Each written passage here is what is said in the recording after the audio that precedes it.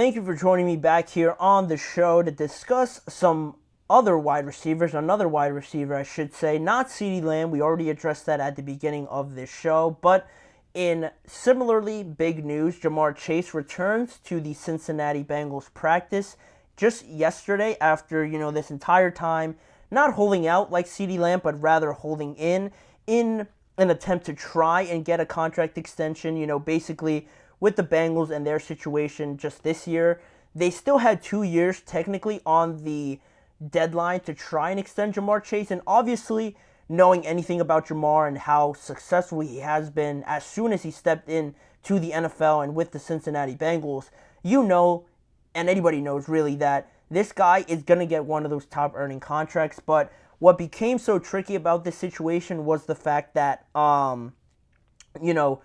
there was so much time left, and the amount of money that we're talking about, especially now, like I said before, with this news about CeeDee Lamb, breaking just today, how does that affect Ja'Marr Chase? Maybe he came back to practice thinking that a contract was going to get done, but now, unexpectedly, this contract for CeeDee Lamb gets done, and maybe it stops everything. Maybe he has a second opinion on what his deal really should be based on what CeeDee Lamb got. But, just staying on Ja'Marr Chase returning to practice, great news, obviously, for the Bengals having their star wide receiver there, because especially with so little time left for the start of the regular season, and mentioning just in the last segment how the Patriots were trying to figure something out, they're actually going to play the Cincinnati Bengals in Week 1. So having Ja'Marr Chase out there, 13 days left to go to the start of the regular season, now is when you really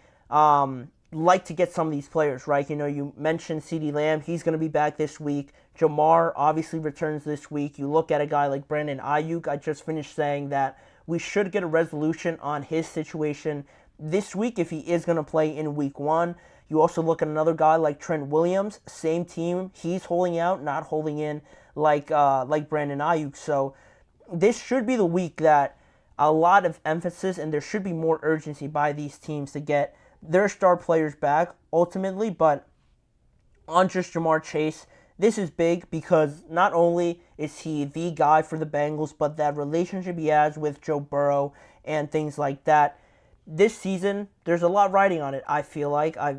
With T. Higgins and his situation, Trey Hendrickson looking for another contract or restructuring of his deal, that it's going to need a lot of emphasis and a lot of urgency just on this year to really get to a point where everybody kind of expects them to be. If you're talking about the Bengals, you're talking about Joe Burrow actually playing. You expect conference championship almost. I don't think he's missed getting to the conference championship in any of his seasons that he has been mostly healthy. So that should tell you everything you need to know about what the Bengals' goals are for this year. And without Ja'Marr Chase, similarly to Joe Burrow, without one or the other, you're not going anywhere. So it's great news that Ja'Marr came back, holding in this entire time. And Ja'Marr Chase is technically entering the fourth year of that 4-year, $30 million rookie contract. And he is trying to get that extended, obviously, because I think he's set to make about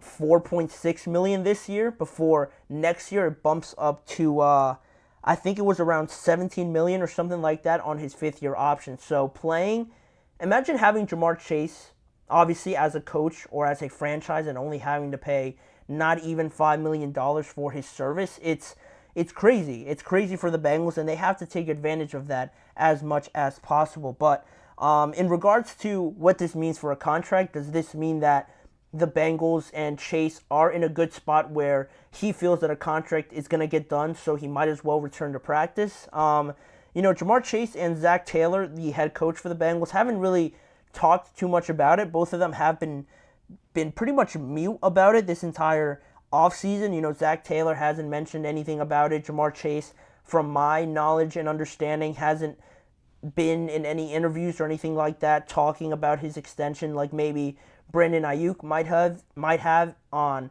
social media or on podcasts or anything like that. So he's been kept pretty quiet about it. Both sides have, and it does suggest that both of them are on good terms, which is obviously positive. But I feel like this is good news, obviously, but after the word and reports that we got last week that we talked about, Chad Ochocinco mentioning that he wouldn't be hesitant about holding out, or also that just the uncertainty around all of this getting worse potentially.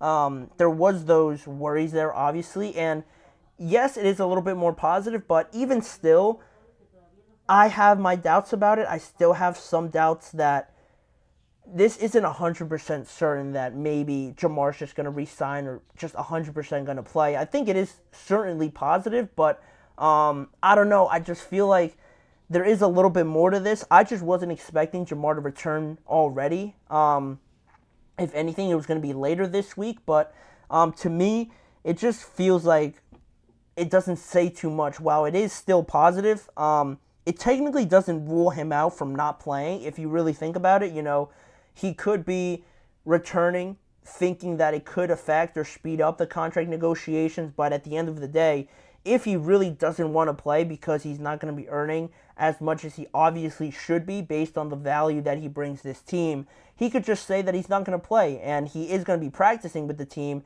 sort of a different sort of holdout that we have with the quarterbacks or anything like that. But he still could technically not pay or play, if he decides not to, almost in a way of showing up, showing the Bengals like, hey, I'm gonna be a good sport about it. I'm gonna be ready for you guys and for the scenario that I do have to play or a contract does get done. But if nothing does get done and I still show up and I'm still trying to be a bigger person or trying to take the first step in these negotiations, I'm just not going to play. Simple as that. So, again, it is a little bit still murky, I would say, with Jamar and where they stand with the Cincinnati Bengals. But it does alleviate some of the fears, obviously, right? Having him there participating, at least he's not just sitting there doing nothing. And, playing for so little is still pretty risky for Jamar Chase, right? Because if you do end up playing, and I'll still be pretty surprised if he does that on such little salary, it is still a risk for him, right? Because obviously this year you want to put so much into it. You want to get back to playing in the playoffs, competing in it, especially after missing out last year and now having Joe Burrow back. Hopefully he stays healthy, and you want to take advantage of all those opportunities that you have out there, right, with Joe, trying to win games and trying to be that dominant team that you were so early on. But, there's no guarantees and there's no security there with that contract, especially for Jamar Chase, because say he gets hurt or anything like that, hopefully that doesn't happen. But, now it throws everything into a loop, and he's the one that ends up losing, right? Because he can't go out there and prove that he deserves this market-setting, resetting contract because he's going to be on the sidelines potentially. So it is a risk, really, if you're Jamar Chase. Obviously a lot of players, a lot of people will say that Jamar Chase is acting like a diva or something like that. How could he be sitting out and sitting in potentially if he has still so much time left on his contract? Like, this isn't the type of star player I want. All that sort of stuff.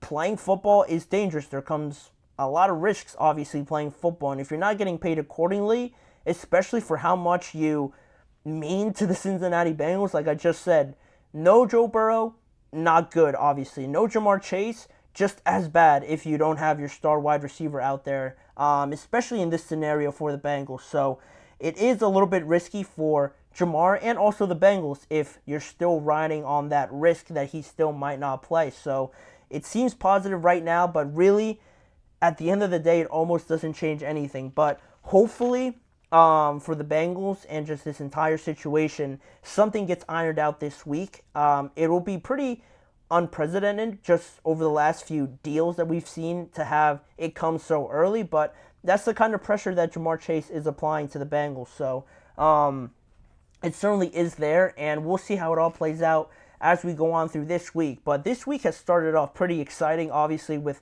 CeeDee Lamb and the quarterback battles getting hopefully towards their end here as the week goes on. But that's pretty much all I have for you guys on this episode of the GSMC Chip Shot Football Podcast. Thanks for stopping by. Thanks for hanging out with me. Please remember to like, follow, and subscribe to the show, and check out both YouTube channels, the GSMC Podcast Network channel and the GSMC Sports Network channel. If you want to see more content around this show, go check out both of those, and also follow the network on all forms of social media. And lastly, remember to tune in every weekday at 6:30 p.m. Eastern Time to join me on more live shows discussing all the NFL storylines and any sort of breaking news that we have in the NFL each and every weekday. Thank you again for joining me on today's show. I will see you guys all hopefully tomorrow for some more news around the NFL.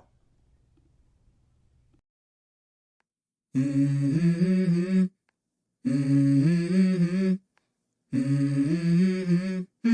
Mm-hmm. Let's go. I wake up to a little bit of drool on my pillow, feel like it's gonna be a bad day. Yeah, I'm tired of shit, and the coffee ain't hit yet, damn, ain't that great. I don't wanna go to